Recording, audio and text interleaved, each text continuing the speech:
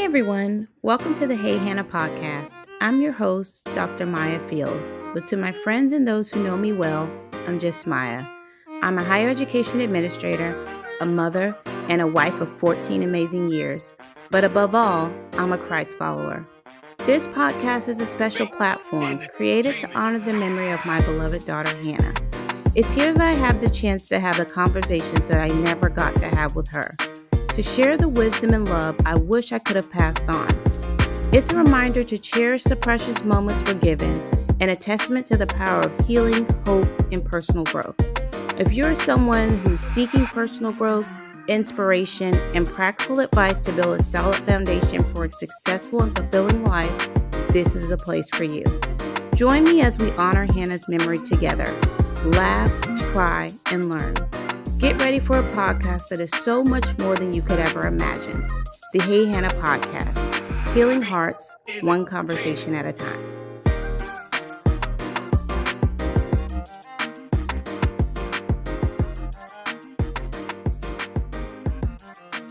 Hey everyone, welcome back to another episode of the Hey Hannah podcast. Summer is officially in full swing, and we've just returned from an amazing family trip to Disney World. I am so excited. It was full of magic, memories, and a whole lot of walking. Definitely got all the steps in. There was so much to share that I decided to break this Disney review into multiple episodes. In today's episode, I'm going to focus on where we stayed, our experience staying on Disney property, and whether or not the dining plan was worth it for our family. So, in this trip, we visited Hollywood Studios, Magic Kingdom, and Epcot. We also went to the two Disney water parks. So, that is Blizzard Beach and Typhoon Lagoon. Also, on this trip, we stayed at Disney's Boardwalk Inn. Before checking into Disney, we spent our first night at the Waldorf Astoria Orlando, which was absolutely beautiful. The aesthetics of the hotel was elegant. Their service was wonderful. And one of my favorite touches was a live pianist who seemed to play Disney songs just around the clock. That was so fun. And it was just a great way to start our vacation. But even with all that, I still have to say that staying on Disney property wins for me, especially when you're traveling with kids. This was our first time staying at Boardwalk, not our first time at Disney, but first time at the Boardwalk property. And I am officially a fan. This location is everything. Now, one of the biggest perks is that you can walk directly to Epcot, and it's a pretty short walk. We also had access to multiple transportation options here. So you have the Disney buses, of course. There's also the Skyliner, which is very close, so you can catch that option if it's something you want to try out. And then you also have the boats or the Disney ferries. Having those choices made getting around just so much easier, and it also was just a fun addition to the trip. Now, the boardwalk area itself is an absolute attraction. There are restaurants, entertainment, carnival style games and shops and performers that are right outside on your resort. In the evenings, it really feels like there's always something happening. So, there were outdoor movies. There were different performers. They had the little stands with actual boardwalk or carnival style food that you can order. The resort also has one of my favorite pools that we've experienced on Disney property, and that's the Mickey shaped pool, which was a huge hit for the kids.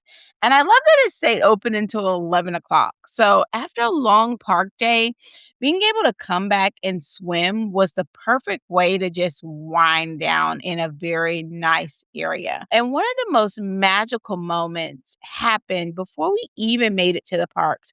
And that's when we came downstairs one morning ready to head out. And there in the lobby were Donald Duck and Theodore. The boys were so excited. And it's one of those unexpected Disney moments that reminds you why staying on property can be so special. Character interactions aren't limited to the park. Sometimes the magic just shows up where you least expect it. And for me, that's why I say if you can spring it, staying on property is always a win. Now, let's talk about the Disney dining plan. This was the first time we purchased a meal plan. And honestly, I have mixed feelings. So, if you're not familiar with the Disney dining plan, it allows you to prepay for meals before your trip.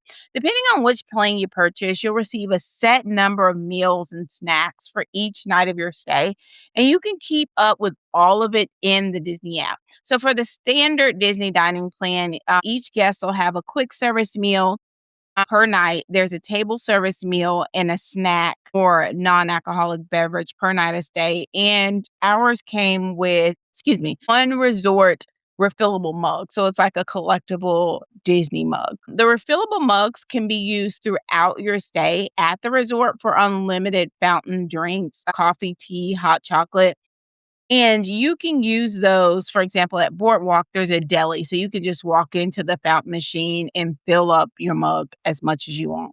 Those end up being one of the most used benefits for our family.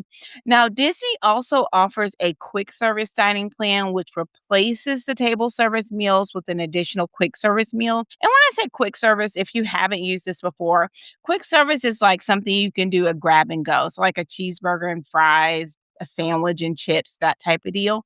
One thing I learned is that your meal credits are pulled together and they can be used however you want throughout your vacation. So again, when you log into the Disney Experience app, you'll see, for example, 16 snacks or 12 quick service meals. They're not separated by day, like you can only use 4 per day or 3 per day or whatever it is. They're just all right there in a big pool and use them as you wish. We use many of ours for character dining experiences and also other table service meals. So, but you want to be careful because with the character dining experiences, some of them cost more than one table service credit. So that's something you just kind of want to watch out for when you're managing that meal plan for your family.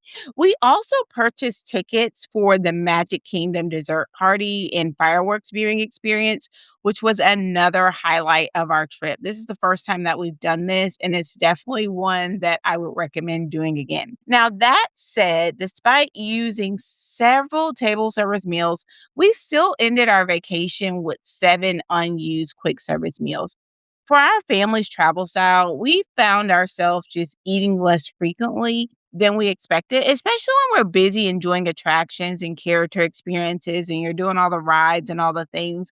We just didn't stop to eat all these meals. So we ended up with a lot of them being left over. And because of that, I'm not sure we'll purchase the dining plan again. In fact, as we were at the resorts, it wasn't just us that were kind of running into this because I ran into a couple other people who were like, "Can we buy you, can we use our quick service meal for you for this because we're leaving and we still have all these left." So it seems to be a common thing. And so for us, I don't really know if it's really worth it for us in particular. I don't know if it's something we do again. Now, it's nice having meals prepaid and feeling like much of the vacation was all inclusive, but I'm not convinced we really got enough value out of it to justify the cost. Of course, every family is different. If you have teenagers, big eaters, or plan to do lots of character dining and table service restaurants, your experience may be very different from ours. One thing I will absolutely do again, I will say, is use a Disney travel planner.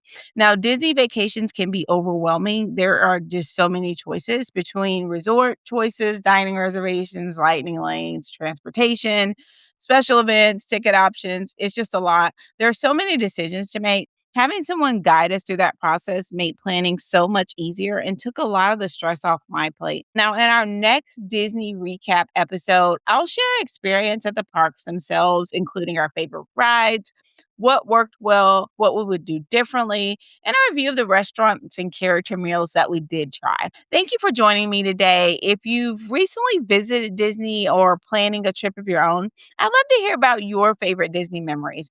Until next time, keep finding the joy in the little moments, keep making memories with the people you love, and as always, Thank you for being a part of Hannah's Hive. Until next time, everybody, take care. And that's it. I'm out of here. We hope that you found inspiration, insight, and encouragement in our conversation today. If you enjoyed this episode and want to stay connected with us, be sure to like, subscribe, and review the Hey Hannah podcast. Your feedback helps us reach more people and spread our message of love and wisdom. You can also follow us on social media at Hey Hannah Podcast. Find us on Facebook, Instagram, and TikTok to stay updated on all the latest episodes, behind-the-scenes exclusives, and engaging content. And for those of you who prefer the visual experience, catch the video versions of our podcast on our YouTube channel. Just search Hey Hannah Podcast and hit that subscribe button to never miss an episode. For even more Hey Hannah goodness, visit our website at www.heyhannahpodcast.com. There you'll find updates, bonus content, and join a community that embraces you with open arms. Your continued support truly means the world to us. Together, let's spread love, share wisdom, and honor every precious moment. Because here at Hey Hannah, we believe that life is meant to be lived well. Remember, a new episode of the Hey Hannah podcast is released every Wednesday, so mark your calendars and be sure to tune in. Thank you again for being a part of Hannah's Hive. Until next time, take care.